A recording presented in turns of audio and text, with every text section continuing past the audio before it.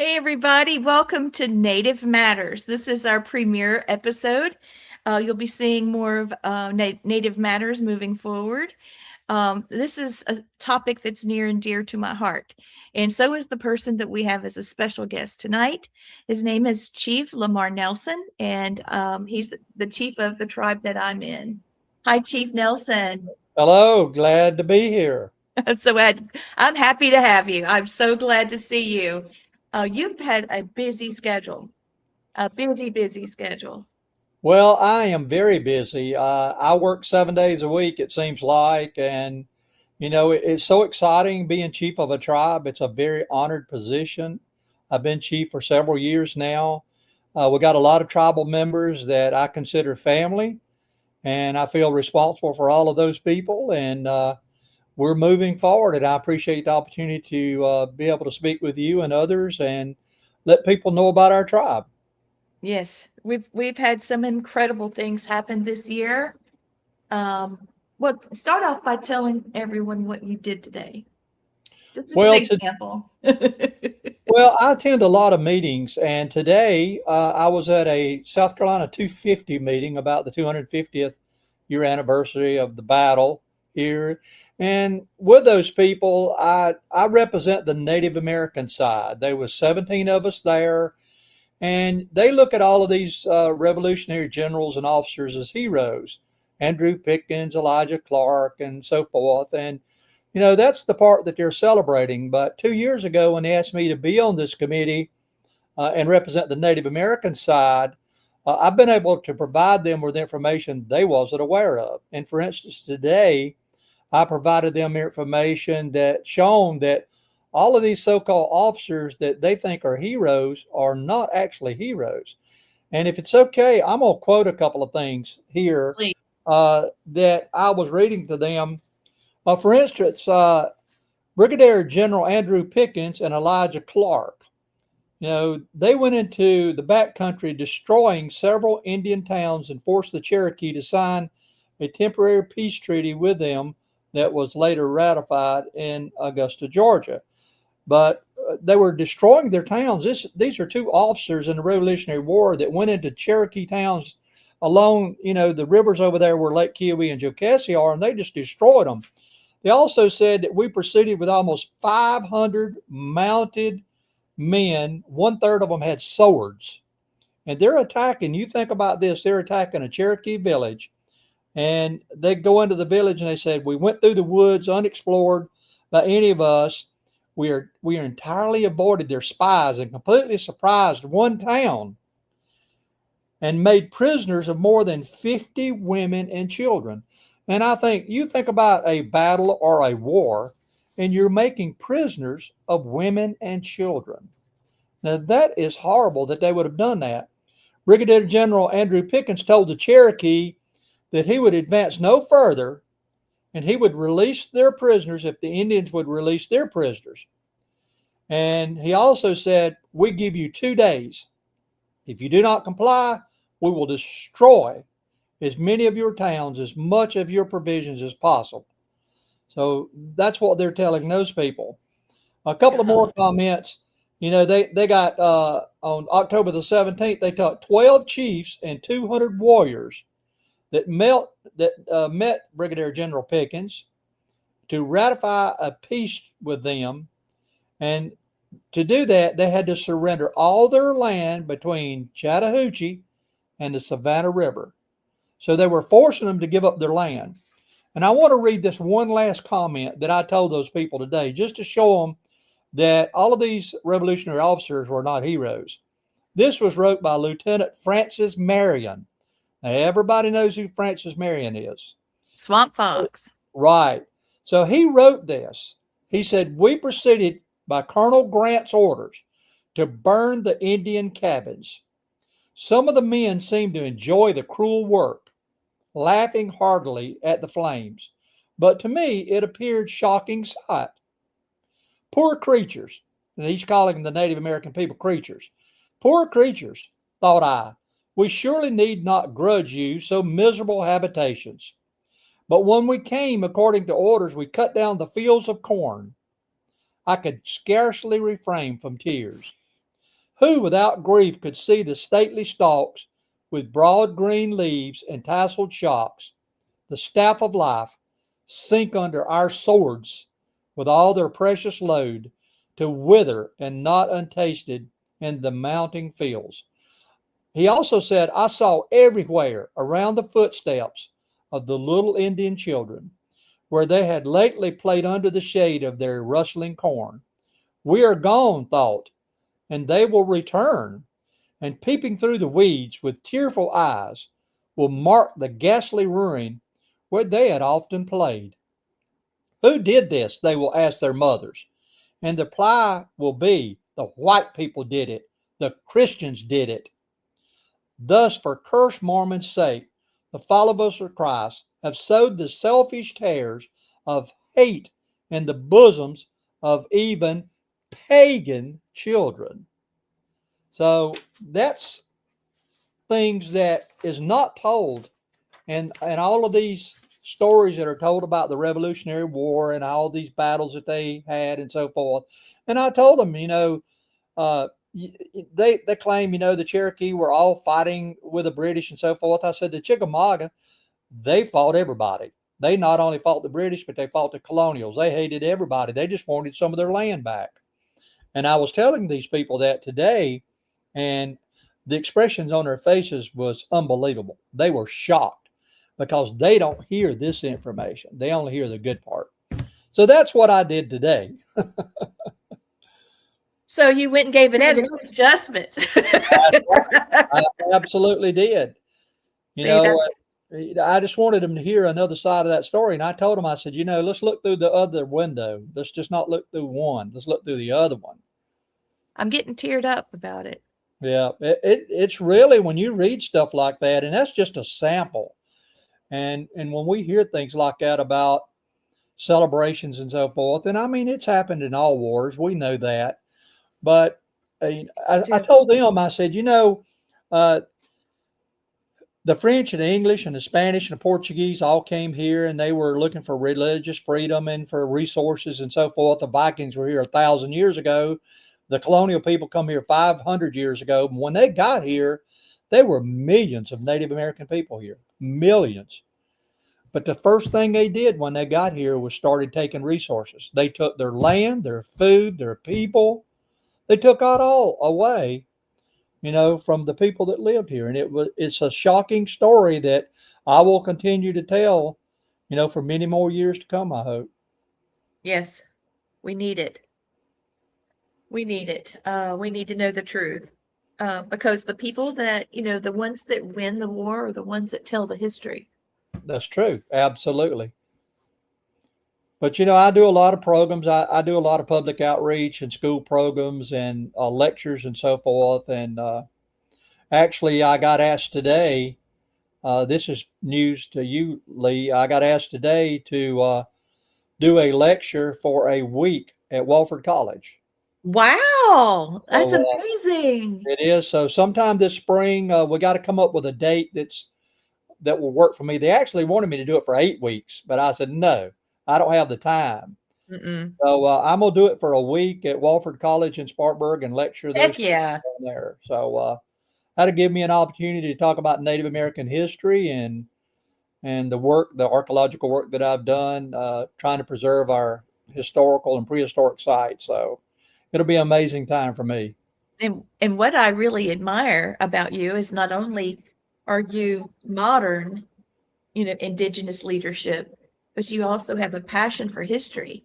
Because there's a whole nother side of you that's a historian and an archaeologist. Absolutely. And I'm trying to preserve, doing archaeological work.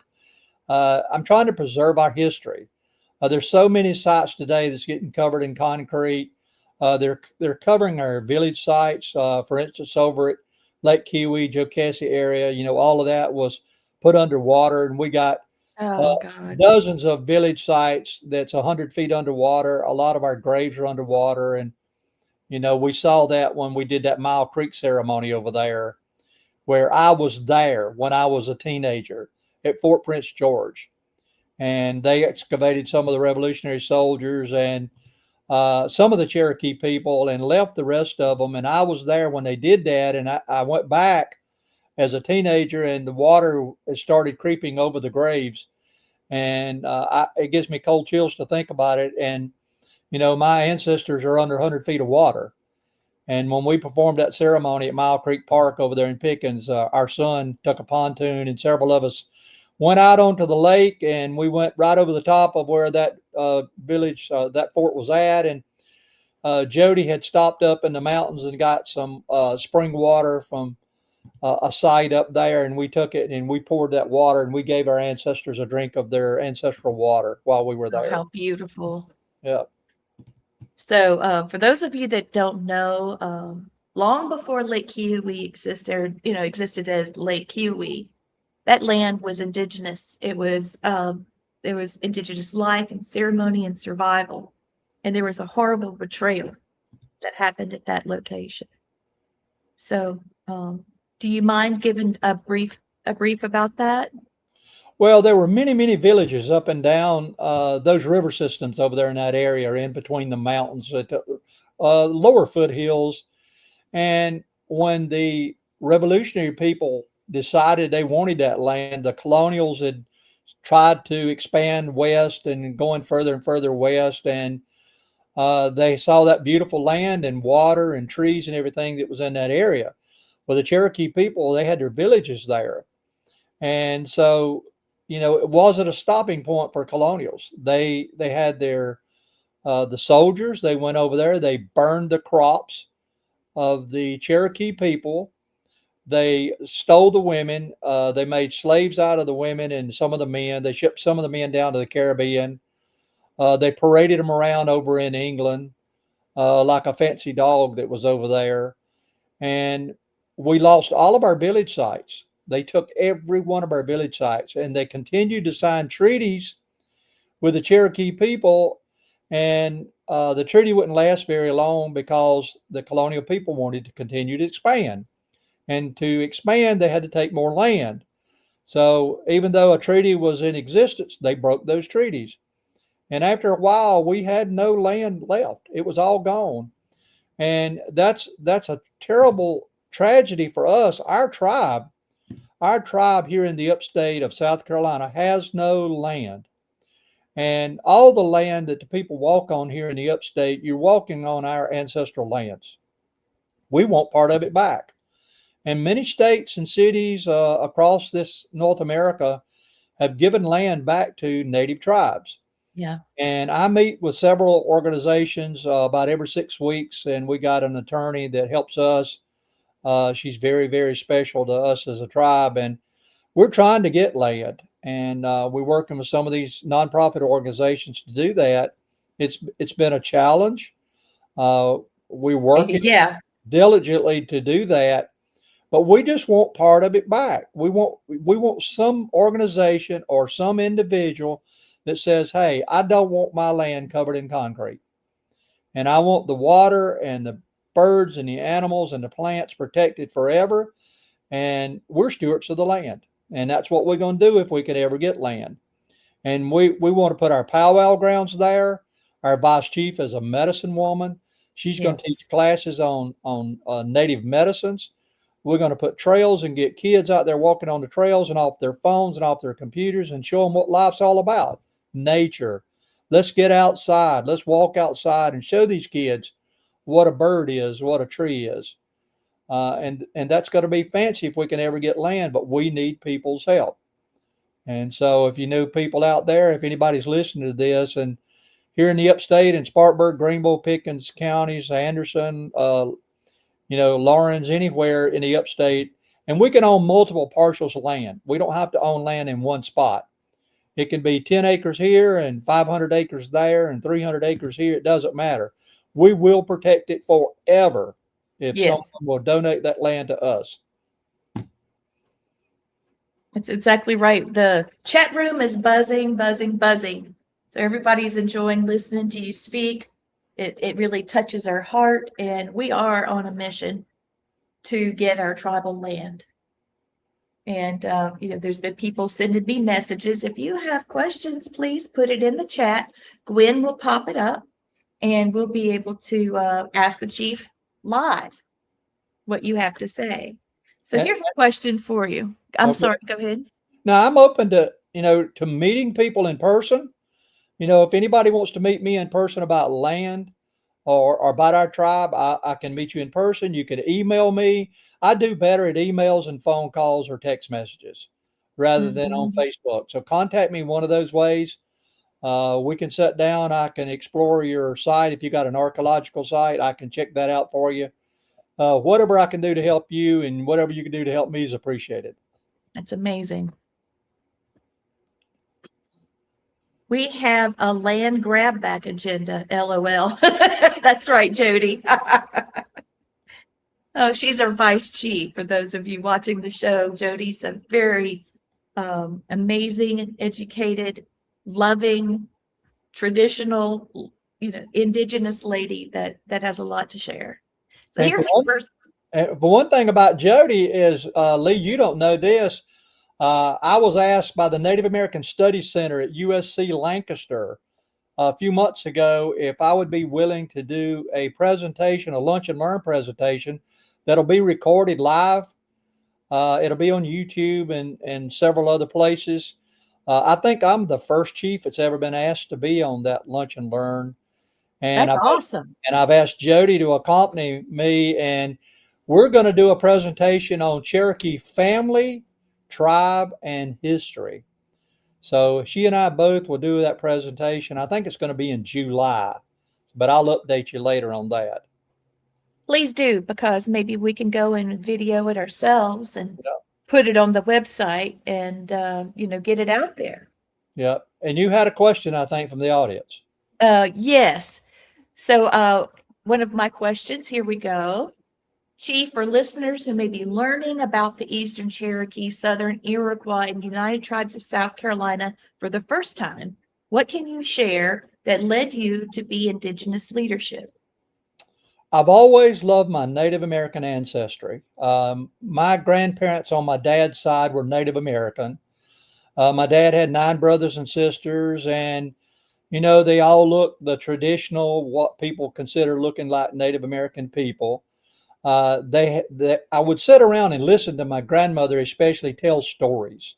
That was a traditional way that Native people learn from each other, just like our powwow that we do today. We learn from it. Right. But I sat around and I would listen to my ancestors talk about our history. And my grandmother said that her mother was a medicine woman and that she had saved her life when she was a young girl. It was during the flu epidemic that came by in the early 1900s, and she said she was dying from the flu. And her mother, a medicine woman, went to the forest, came back with different plants and so forth and roots. She made a potion with it that she had her to drink for like 3 days. And she also made a poultice that she put on her chest. And she said Oh, after 3 days, she was almost totally cured. And she said, I would have died if it hadn't been for that. So listening to these stories, I was always interested in Native American history. And I started finding artifacts, arrowheads and spear points, which drove my interest in archaeology. So as I got older, I become a member of this tribe, and I worked with our former Chief Goins. I worked with him. We went to different places together, and he sang songs, and we did all kinds of things. And so when he passed away, the existing council knew of my dedication to the tribe. And we had conversations with the clan mother, and I was elected as the chief of the tribe. It's a huge honor to be chief of this tribe. And I feel, so happy and responsible for all of our people and helping our people to not only get health insurance and food and clothing and housing. I want all of this for our people, just like some of these big federal tribes. I want that for our people, and I do that. Just recently, we had food donated to us from the Yes. DAR, and as a matter of fact, I told them today, I'm so thankful that they donated that food. And Yes, me too. Angie and I drove up to above North Carolina, above Asheville, and we got quite a few tribal members in Tennessee, and we went up there and delivered that food to them, and they were in tears. They were actually crying because we did that. And we also had another organization called Mission Lakes Keepers of the Word. They donated food to us, which we delivered to elders. We went out there, and all of this, keeps my interest as the leader of this tribe. And I want to do everything I can to continue this leadership and prosperity for our tribe. And as all of you know, we are now state recognized, not just a group. Jody and I and some other people worked for 3 years, and we spent a lot of money and thousands of documents and dozens of meetings. And we are a state recognized tribe in South Carolina. We're the 10th tribe in the state. There's 10 state tribes and one federal. So we are moving forward. We are increasing our membership. We're doing so good. So We're growing. We're really we're growing. growing. One of our listeners, she ended up texting me. She wants to know, Chief, how much of the history is of South Carolina Cherokee and Southern Iroquois United Tribes is like the North Carolina tribe? Well, all the Cherokee are linked together. No matter whether you're in Georgia, there's Cherokee in Georgia, North Carolina, South Carolina, Tennessee, Virginia. There's Cherokee in all those states. There was even some Cherokee. A friend of mine, an archaeologist friend of mine, contacted me a couple of years ago, and they had some human remains washed out into the ocean down in Florida.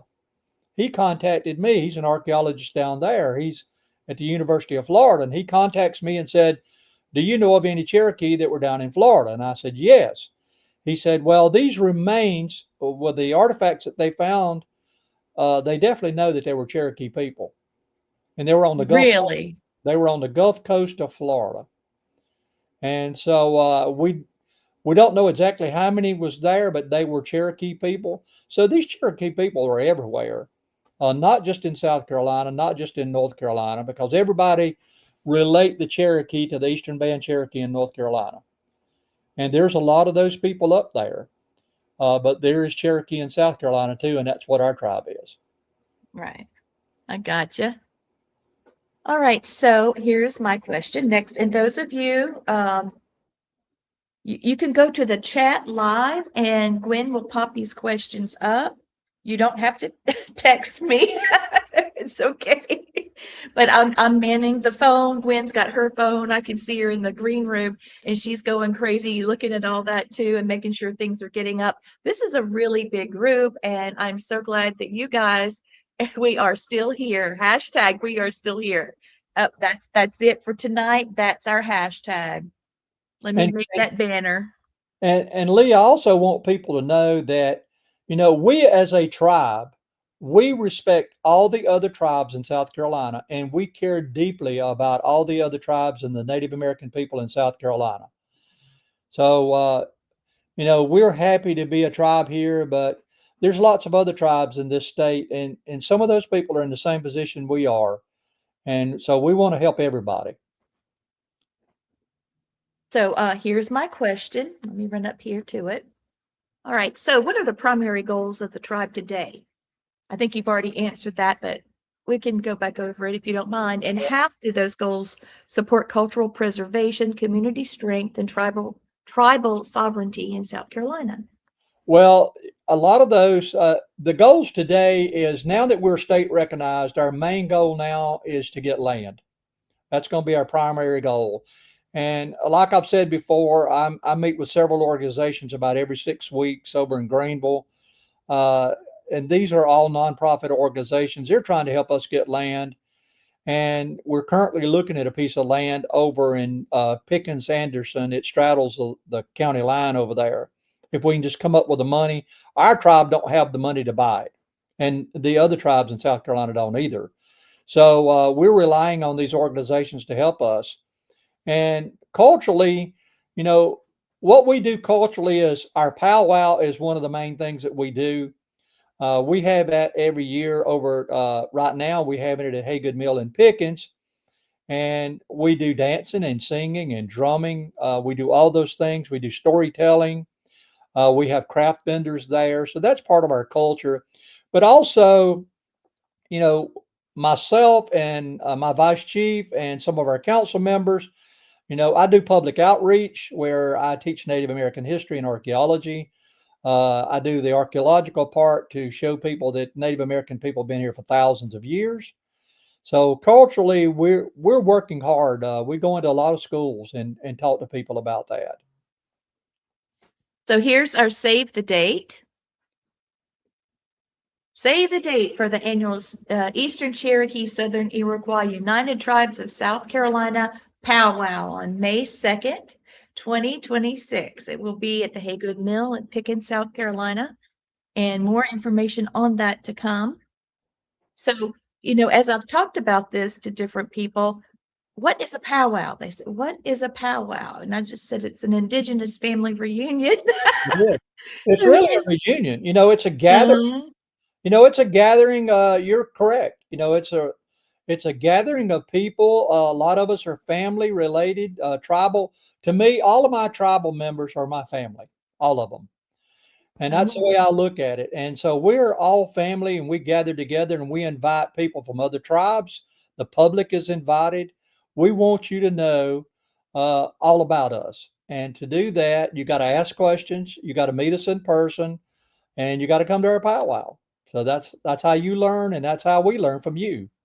So, your tribal Facebook page has popped up. We need volunteers. We need help and vendors. So, I will be sharing the vendor forms on my Facebook page and right after the show. And we will be circulating those vendor sheets. And yes, Blaine, we are family. Yep. Our family. And to make sure your vendors have to be handcrafted vendors.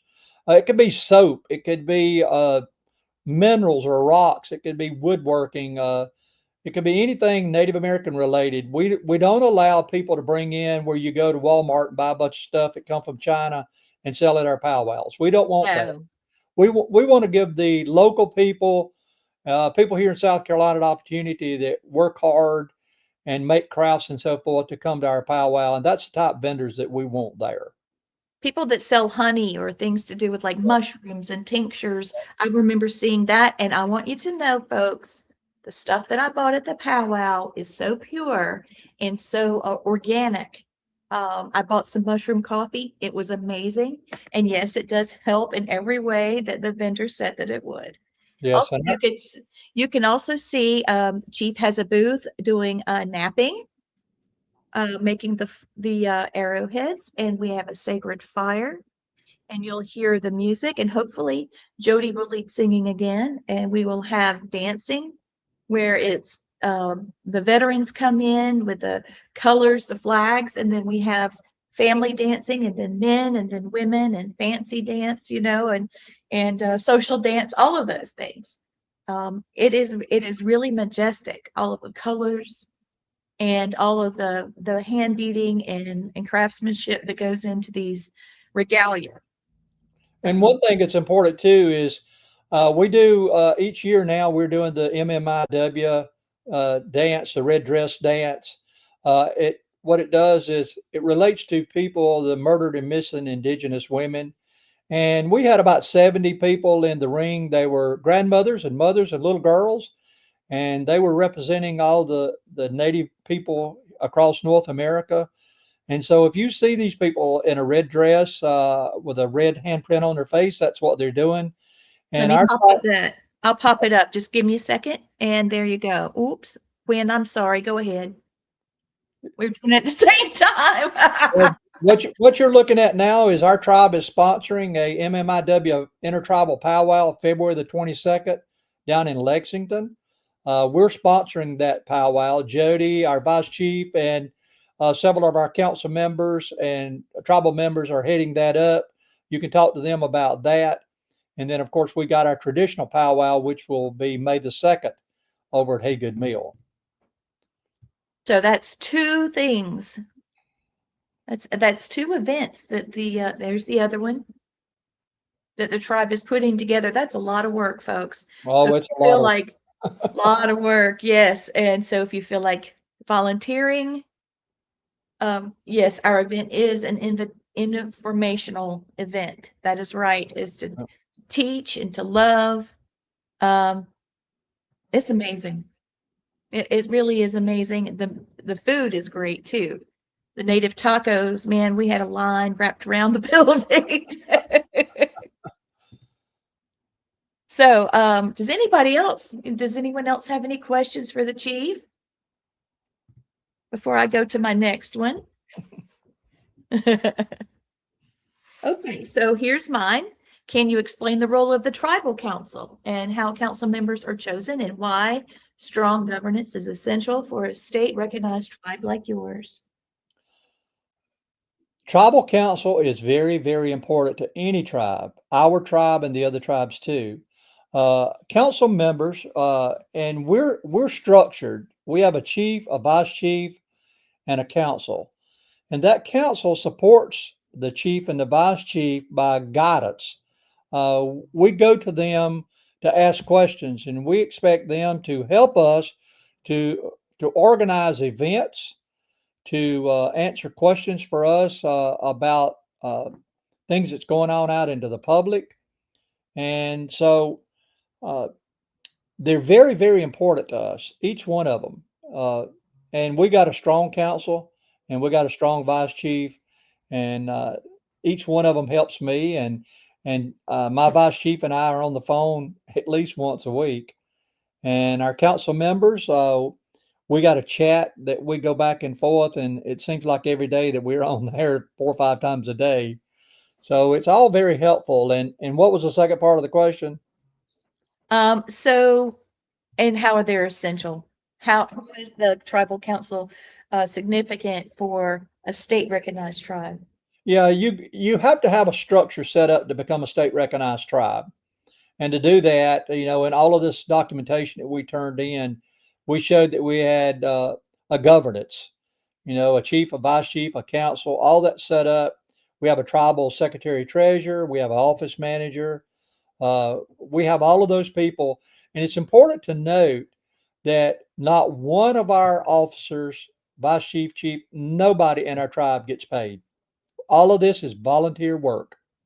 And we spend hundreds and hundreds of hours of our own time to operate this tribe. And we do it because we love Native American people and we want our history to be out there for everybody to see.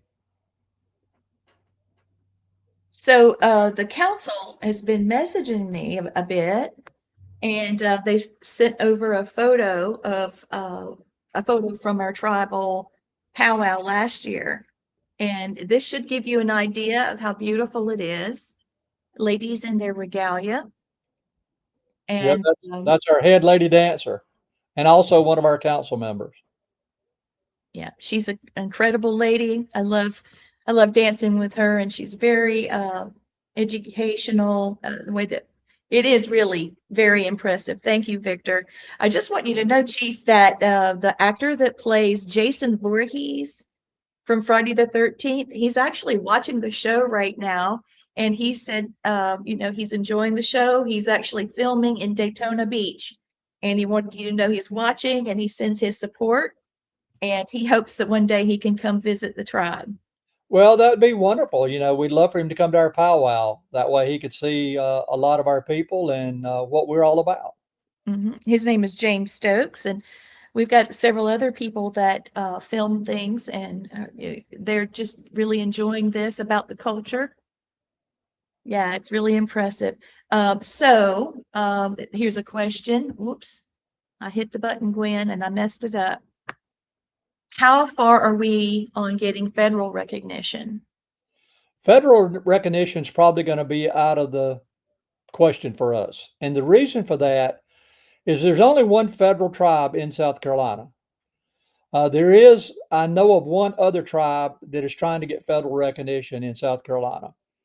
I've been told, and I don't know this for a fact, but I've been told that it takes about $1 million in 10 years to get federal recognition. Ooh. Our tribe does not have that money. Now, in South Carolina is one of the hardest states in the nation to get state recognition. And when we got our state recognition, we were voted unanimously to get state recognition. And so we were only about 3 steps away from federal recognition. But to do that, we would have to hire lawyers and have to have a whole lot of money and probably 10 years of time. And once you apply, if you ever turn down one time, you can never apply again. So that's the reason people work for years and years and years to make sure that they don't have one T that's not crossed or one I that's not dotted. Because if they apply and they get turned down, they can't do it again. So for us, it's probably not ever going to happen for us. I'm happy to be a state recognized tribe. We got a lot of things going for us, and we're going to be prosperous, and we're going to get land, and we're going to grow. I know that's going to happen for us. I can already see it. Once we got that state recognition, uh, it put us out, it give us limelight. It put us out to the forefront of the public, and now they know who we are more. And man, we're growing. I got Yeah. applications. If you could see, you can't see behind me, but I've got applications laying here that'll take me another month to get through all of these. You And know, I've got about 10 for you that I haven't gotten to you. yeah, So, just to process. I mean, it takes a long time to review all this, and so. But to answer your question, and I know my wife says that I could sit here and talk till midnight. And I'm sorry about that. But as far as federal recognition, I don't see it in the future for us. I'm not saying it won't happen 20 years from now, but it won't be happening in the next 5 or 8 years. um, so does anybody else have any questions about that? All right. I got the thumbs up, so that's good. Okay.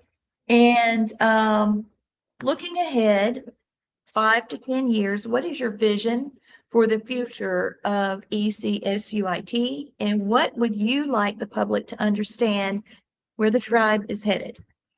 We're headed in the right direction. That's what, I've heard that said before. We're headed in the right direction. Uh, we're state recognized now. We're working to get land. And in 5 to 10 years, we're going to have land. We're getting closer and closer.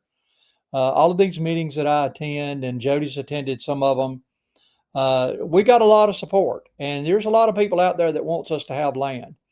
And I suspect I'm hoping that this year, 2026, by the end of the year, we're going to have land. That's my goal, is to get that. So the journey for us is really promising. We're getting new members. Uh, we've got about 25 applications that I had just in the last 3 months. That we've got like 25 new applications, and they were all related to people that were existing tribal members.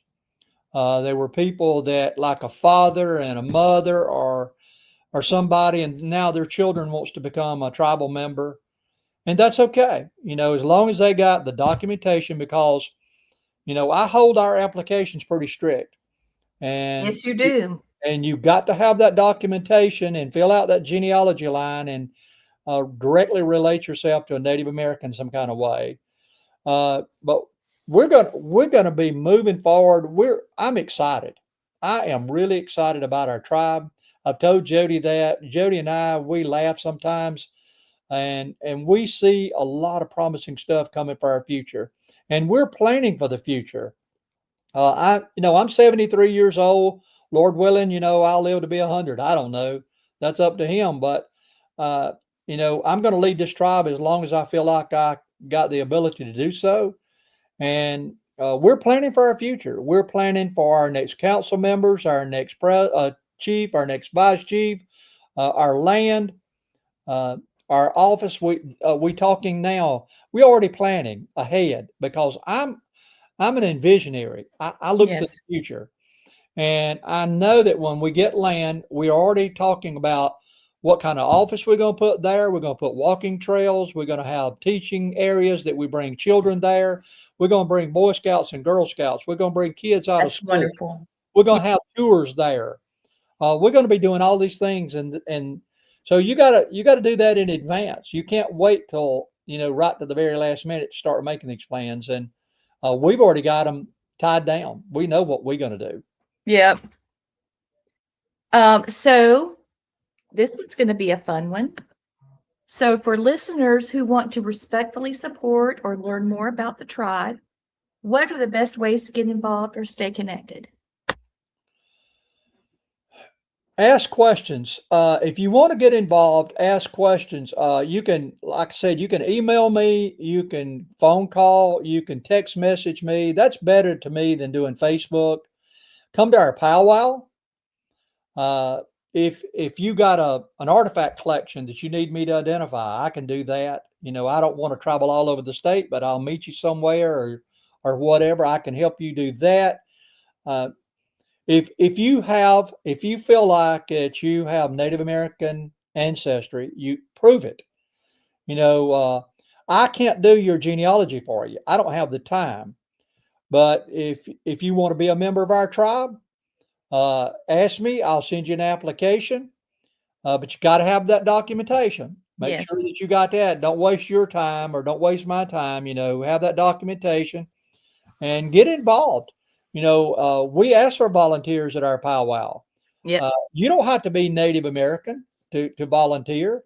And once we get land, you think about this. Once we get land, whether it be 10 acres or 500 acres, we're going to need people to come there, bring your shovels and your rakes and your tractor, your chainsaws. We're going to need people to do that. Come and volunteer your time and help us. Uh, Maybe you want to help teach us a class. I've got friends that are flint knappers, and I used to do it quite a bit. But now, as chief, I don't have the time. But I got a lot of friends that do flint knapping and do pottery, reproduction Native American pottery. If you got those skills, come to our powwow. If you don't want to do that, when we get land, come there and help us teach classes. Uh, So that's how you that get would be involved. amazing. Yeah, and we're going to do that. Jody and I have already talked about this. Uh, I know I make atlatls. I can shoot the bow. I throw the atlatl. I do flint knapping. I got friends that do pottery. And we're going to have all these kids sitting there and we're going to teach them how to do this stuff. And it's going to be so much fun. So there's an email for the chief, lnelson952@yahoo.com. That came from the council, so I could get that up there. Yep. We need volunteers. We need volunteers. We need volunteers. We need vendors. We need sponsors. Um, and here's this other one. We are still here. Land back. Yeah. Hashtag land back. That's what we're going for. And I want to say this, if you want to help this tribe, there's multiple ways by volunteering, by doing these things, supporting us, asking questions of people about getting us land. You can do all that. But also, we're a 501c3. We're nonprofit. You can donate money to our tribe. Everybody wants you to donate money to them. But donating to a Native American tribe is really, really special to do that. Uh, we're a people. We don't have a tremendous amount of money, and we're trying to build our checking accounts up so that when we do get land, we can put an office there. We can buy wood materials and other types of things to do that. So donate money. It's tax deductible, whether it's $100 or $10,000. Donate money to our tribe and help us out any way that you possibly can. If you, I've met people before that had no children, no really ancestors they wanted to leave land back to or leave their house to. Contact us, put it in your will, donate to our tribe, and help us to grow. We want to grow so that we can help children and people in general.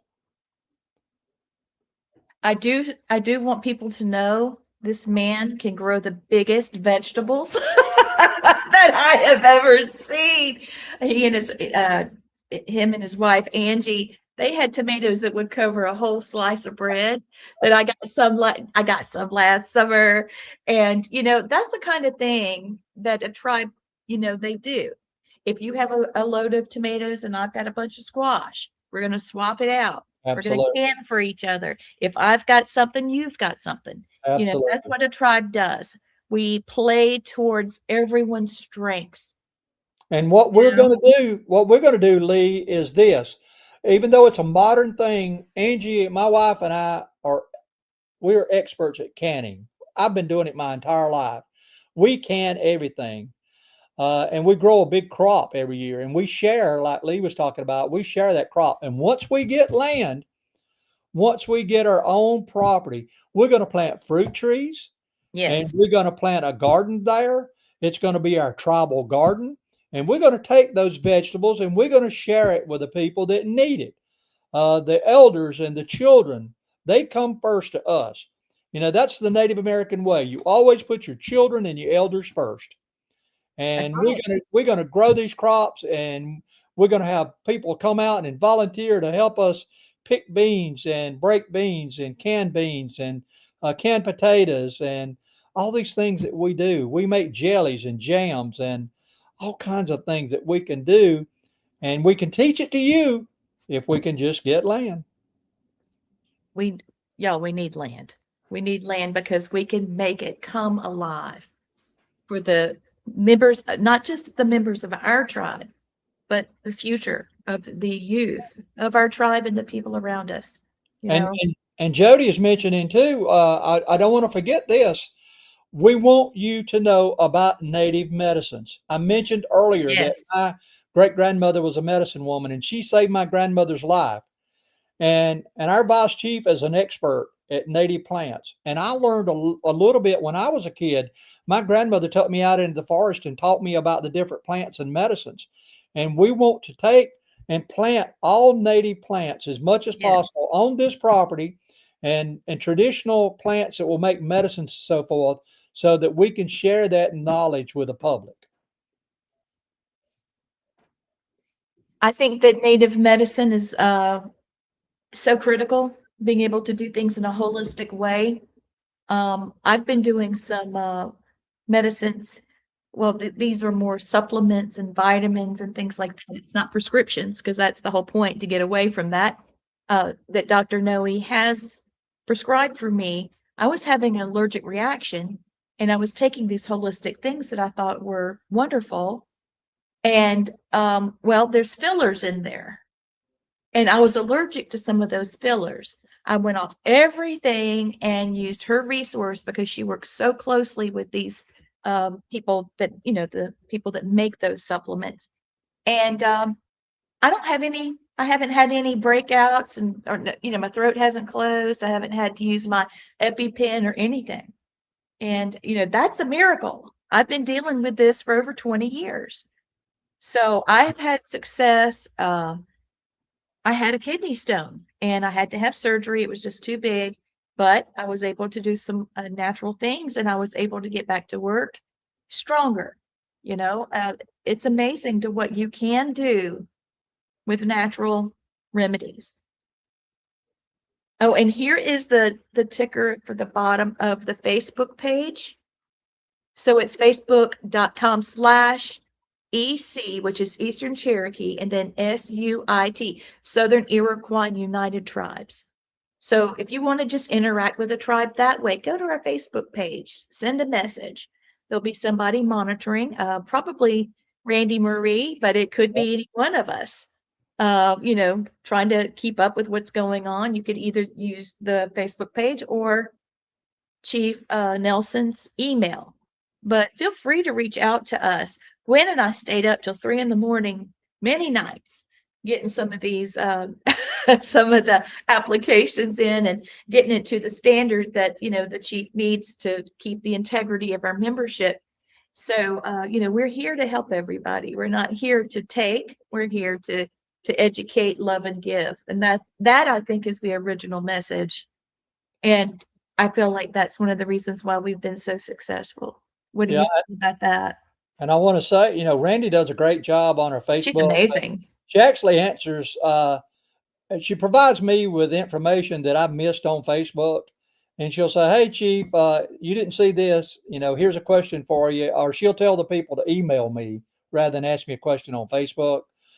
And I wanted to say too that yesterday we were working on tribal letters, and we'll be mailing out Oh, here in the next couple of days over 200 tribal letters. Now, here's this question is always asked to me.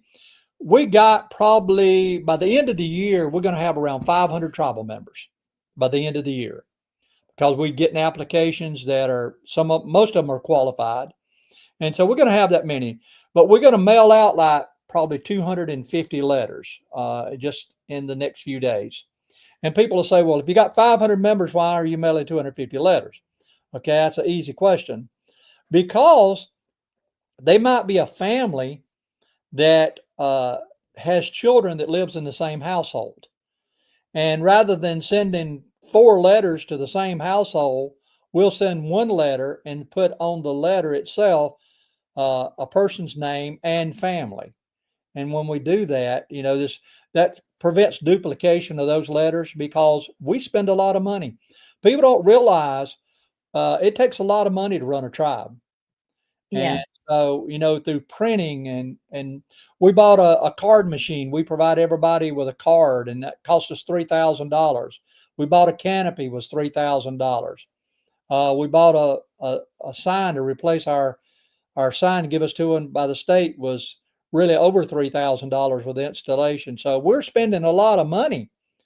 And so to get that, we depend on the public for either grants. And if you know anybody that wants to give us money through a grant, please do so. Or if you want to make donations, please do that. And that helps us to continue running this tribe. We can't do it without the public's help. Wow, that was very well said. We cannot do it without people supporting. And I just feel like this is such a worthy cause. We're trying to, honor history and take it into the future. So I'm trying to get this other picture. Oh, I see Dr. Noe has replied. Hold on, I'm coming. Trying to get that picture loaded. It wouldn't go. We accept Vanguard grants. Yes, thank you. Vanguard grants. I'd love for you to talk more about that, Vice Chief, whenever you come on the show. Trying to get this. No, it's not going to load. I'll get it before we get off here. You watch. I'll get it. One thing that I want, there's a lot of public listening to this conversation. I'm asking you to acknowledge us through letters of acknowledgement, whether no matter what county you live in, do a proclamation. If you know your council members in the county or the city that you live in, ask them. Say, do a proclamation and acknowledge our tribe that's here in the upstate, because all the upstates are ancestral lands. And so have them acknowledge us by providing us with a letter, signing that letter, acknowledging that we're here and that you're on our ancestral lands. It belongs to us. We occupied it at one time, and every footstep that you take, all the public that's listening to this, every footstep you take, you're walking on land that belonged to our ancestors in the upstate. That's the Every piece of truth. it. And that's the truth. It is absolutely the truth. And giving it back would mean a wrong had been reconciled. And being able to give back to the ancestors of the people that were the ones that were stolen from, that would be a beautiful way to honor their memory and to make things right. It'll Eh, definitely be giving to our tribe. It definitely give to our children and our descendants. Right. Everything that I do as a tribe chief, not I say that in a broad spectrum, but what I'm doing as chief of our tribe is not only for me, not only for our existing tribal members, but for our children. I want our children and our grandchildren and people down the line to be able to have a better life, have land, have their own ancestral land back. And I work hard to do that. There's a lot to that, and I'm surprised at how much success you've had, how many positive talks and grants we've received. I mean, there's so much that has been covered. How amazing. We're hearing what we need to hear. We just need to keep going. We're going the right direction. We're gonna get it. We're gonna Oh get it. yeah. Yeah, and I know we pushed a lot about that in this conversation, and we got so many other good things going for us uh, through our tribal members and our council and our powwow. We're growing, and everything is so upbeat and positive for us right now. And we don't want to look backward. We don't want to see anything that's happening in the past pertaining to our people or our tribe. Mhm. We want to look forward, and I can see a bright future for us. I do too. I finally got the picture to load. Okay, here we go. These are the ladies at work. This is Chief's wife, Angie, and there's Randy, and they are working. That's April. April, excuse me, April. Sorry, Randy. Sorry, April. I'm getting names mixed up. It's that kind of day. Yeah, Just that kind of day. yeah, that's my wife, Angie, on the right side. She's our office manager, and she works very, very hard. She Yes, she spends a does. tremendous amount of hours. Today, she's been addressing these uh, letters that's going out. April had came here and helped us fill April. out our 501c3 status. We have to do that every year with the state of South Carolina, and we also have to do our federal status every year. So April is she's our secretary treasurer, and she was working with Angie on her finances, and so they were working for hours getting that done, and they did a great job, and they helped me out a lot. Yeah, you had posted that in our chat. I just had to give them recognition on the show. I'm going to throw these back up, Gwen. Okay. First, this one's coming up first. It's February the 22nd, MMIW, Missing Murdered Indigenous Women Powwow. And we'll cover more about NMIW, what's happened, how many victims, what's going on. We've covered it before, but that's what this show is about. We're going to talk about these kinds of matters. And when you hear the whole story and the numbers, and we even profiled who the killer or killers may be in another podcast. But here's the other one. This is the big, big show. Save the date for the annual Eastern Cherokee Southern Iroquois United Tribes of South Carolina powwow, May 2nd. Yes, we are so grateful to have April and Angie. That was a great post that popped up there. Things to remember. So, yeah, you've got so many people responding. Do you have anything else you'd like to cover, Chief? Well, I appreciate the opportunity to sit on this broadcast and to put out the word of who we are, uh, what all about us, what we are, what we do, what we're trying to accomplish, and what our future is. And so I'm thankful to everybody. I'm thankful to the public and all of our tribal members and our council members and our vice chief. I feel so positive today. Our spirits have been lifted by getting the state recognition, and we see a bright future for all of us. And you want to contact me, please do so. If I can help you in any kind of way, you've got my contact information. Give me a call, email me, text message me. If I don't answer you right quick, it's because I'm in a meeting somewhere or traveling. And if I don't get back with you within a day, contact me again, and Yeah. we'll sit down and talk. Whatever I can do to help you, I will do it. And he means that because he's helped me and he's helped so many of our tribal members.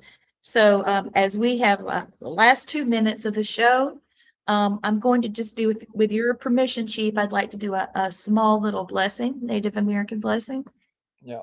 I usually end shows with those. So here it is. May the ancestors walk beside you. May the earth steady your steps.